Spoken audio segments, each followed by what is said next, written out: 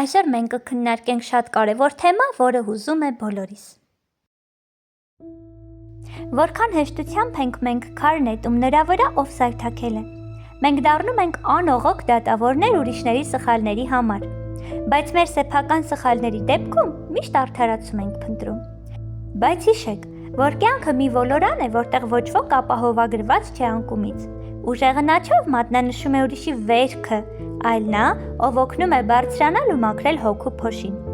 Ներելը թուլություն չէ, այն հոգու ամենաբարձր ազնվականությունն է։ Երբ դու ներում ես, դու ոչ թե արդարացնում ես չարությունը, այլ քեզ ազատում այդ կապանքներից։ Մի փակիր դեպի քեզ տանող կամուրջները, որովհետև մի օր գուցե հենց դու ստիպված լինես անցնել այդ նույն ճանապարհով։ Աստծո խոսքը մեզ հիշեցնում է մեր էության մասին։ Ձեզնից ով անմեղ է, թող առաջինը նա քար գցի։ Ուրեմն նախքան ուրիշին դատապարտելը, նայիր քո սրտին եւ ընտրիր ողորմությունը, որովհետև Աստված նույնպես ողորմած է քո հանդեպ։